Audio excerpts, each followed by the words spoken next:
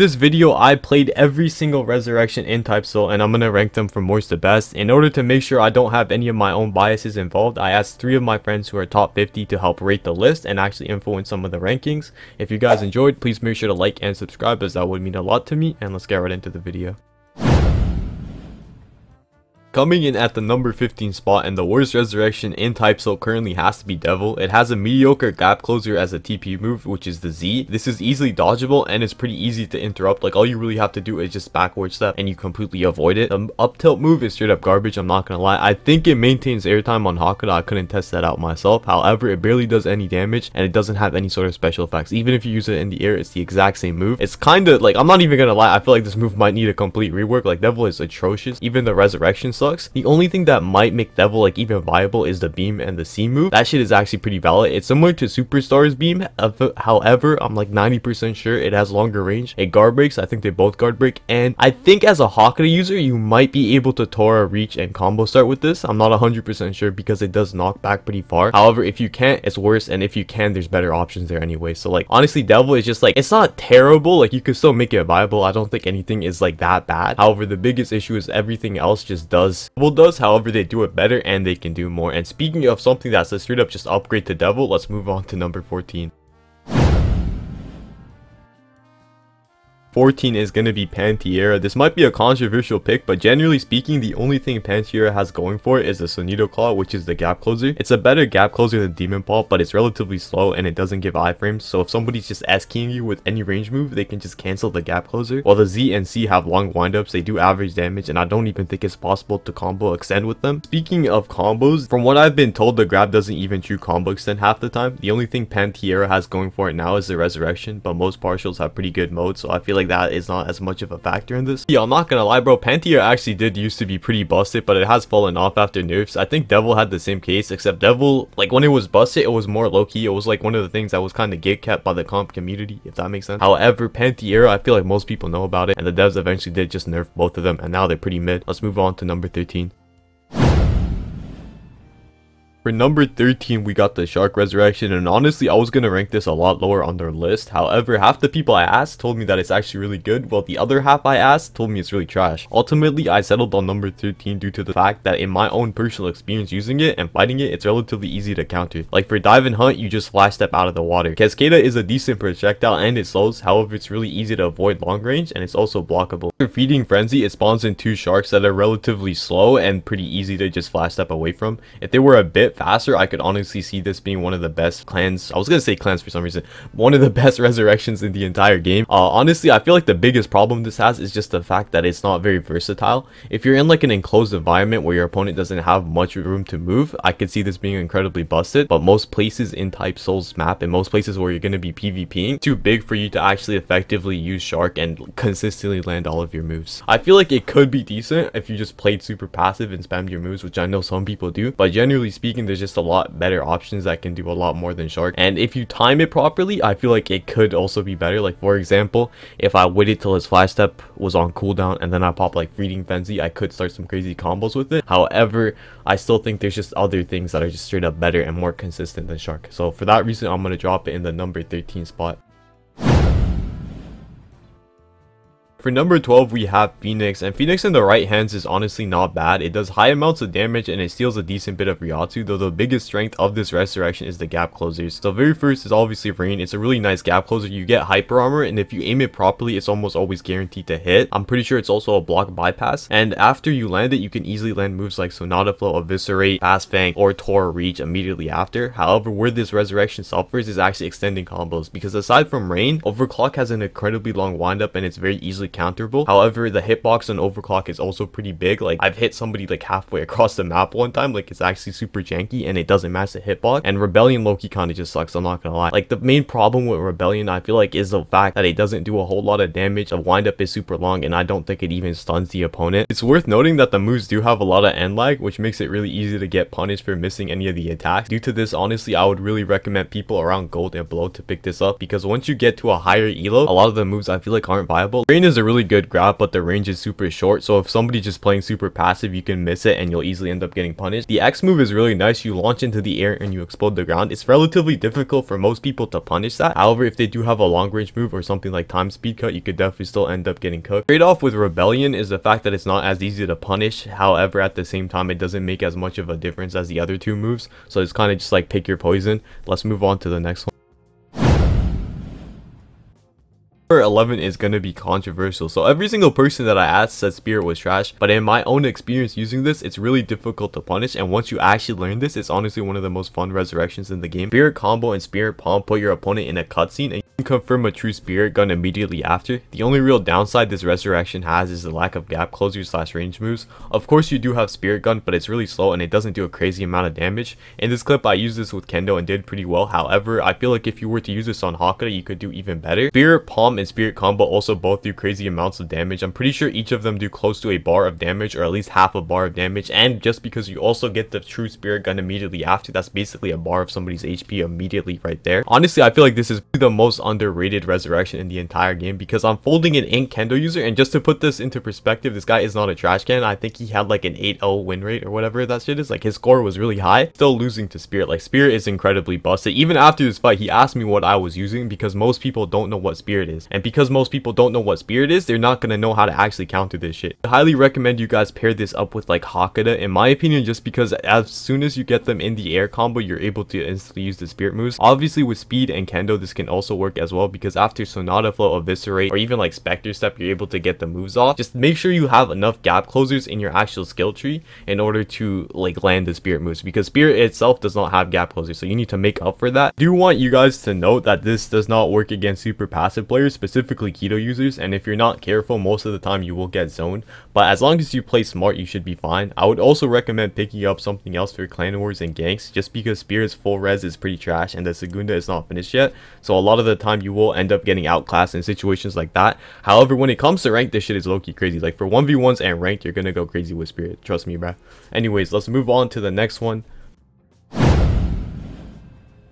10 is going to be Acid. This is honestly a really powerful resurrection in the right hands, and the Z move Contaminate is a really powerful combo starter that's incredibly difficult to avoid. The only downside is that it's equally difficult to extend after it. The X move Taint applies an AoE poison effect that damages your opponent for as long as they stay inside the acid field, and the C move Nullify is an iframe that lets you charge up and throw an orb of poison. Acid is best paired with skill trees like Keto that let you hold down your opponent just so you can keep them in your acid poison field for longer. It also makes combo extending with Contaminate a lot easier, and the main playstyle you want with Acid is to just keep your opponents in the acid field for as long as possible. I know some skill trees like Arrancar Keto that has a bunch of true combos, this becomes really easy, and it makes Acid look really busted just because they're true comboing you and the poison is damaging you simultaneously. However, I feel like that's more so just Arrancar Keto being busted rather than Acid being good. So it's worth noting, like, one person, specifically my boy Octavix, did tell me to put Acid in top 3 just because it is like the effect is similar to death dealings, and he said some people think it does do better than death dealing.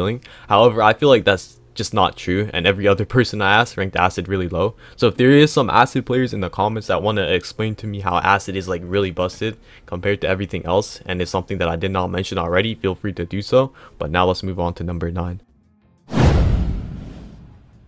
Number 9, we have Storm, and I'm not gonna lie, bro, this resurrection is really good. Once you learn the timings and distance for the moves, resurrection becomes incredibly easy to use. In this clip, you'll see me miss battery because I overestimated its range, and I ended up almost getting punished. What I'd recommend doing is specifically the X move Tempest. It's an incredible combo starter, and it has great range. You can easily combo Tempest into stock, into battery, and afterwards, I recommend having a fast crit weapon like Ukiro's Katana, or something like the Ice Scythe in order to further extend combos. First glance, that Clone Trooper combo does seem pretty overpowered, but it is important to note that if you don't have Tempest up, landing the other moves becomes significantly harder, as the Z move doesn't have a lot of range and the X move has a lot of end lag once you miss it. So if you overestimate the range of those other moves, you could end up getting cooked pretty badly. It's worth noting that the damage this resurrection does is pretty mediocre, and that's just due to the fact that the moves are really easy to land. It is a pretty fair trade up, I would say. As long as you have something like Kendo or even Speed, you're able to easily combo extend off each of the moves, and that is where you'll be getting your main damage. For the main reason that this is ranked number 9 is just due to the fact that it relies too much on your skill tree, which is not a bad thing necessarily, but I feel like other resurrections are more self-reliant and they also have moves that are pretty easy to land. So let's move on to number 8. It is going to be Arrancar, and it has 0 versatility. However, it's really overpowered when it comes to fighting people close up. The Z move Absence is a counter with an incredibly short windup, and landing it restores half a bar of Ryatsu, and this is especially good for Arrancars as they have the worst Ryatsu regen in the entire game. The X move Decompose is a hyper armor slash that prevents your opponent from flash stepping, and it gives them a damage debuff. And the C move Funeral is a grab that throws your opponent. This Resurrection is honestly one of the best in the entire game, and I understand why it's a legendary, but the only reason why it's ranked so low is just because it has no versatility when it comes to long range combat. Close range is easily probably the best Resurrection, maybe best ability in the entire game. However, a lot of people in this game love playing passive and running away. One thing that I do have to say about this Resurrection is that it has a very high skill curve. If somebody is bad at using it, you're gonna notice and it's gonna seem trash. If somebody's good at using it, it's gonna seem busted. However, just due to the fact that it lacks versatility and learning it does take quite a bit, I'm gonna rank this at number 8. I don't know if this got fixed yet, but from what I remember and from what I remember hearing, I heard that the Resurrection for this and the Segunda do kind of suck ass as well. I don't know if they fixed that and if it's good now, but yeah, I thought that would also be worth mentioning. Let's move on to number 7 now.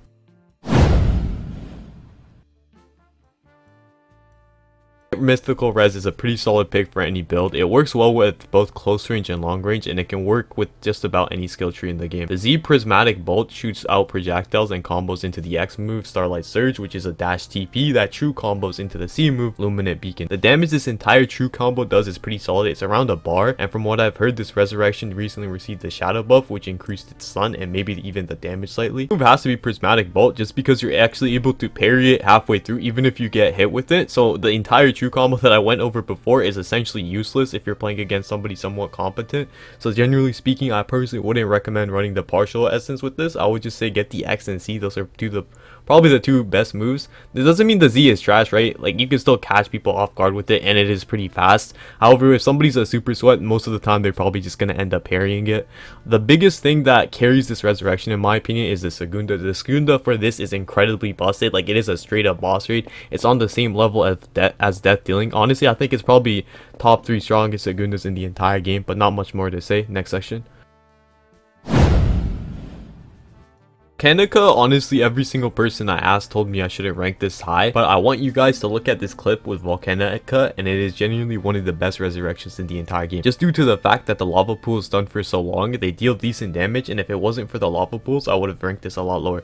But they just let you start these stupidest combos, and in this clip, of course, I'm using Keto, which is brain dead, but this could work for just about any other skill tree. I would highly recommend running this with either Keto, Hakata, or Speed, as those work the best. These are pretty mid, I'm not gonna lie. Volcanic Trail is probably the worst move just because it's incredibly easy to parry. However, it's also really easy to hit. Eruption is a similar case where most people are going to parry this. However, it does guarantee a lava pool hit, and the C Magma Plumes lets you shoot out magma plumes. Also does guarantee some lava pools, and the stun from those lava pools lasts long enough for you to combo extend with just about any move you want. I'm pretty sure you could probably land like a Sonata Flow, maybe a Fast Fang, and probably a Tora Reach. Honestly, this works for just about any build. It's incredibly versatile at long range and close range, and if the lava pools ever gets gutted, I would hop off this, I'm not gonna lie.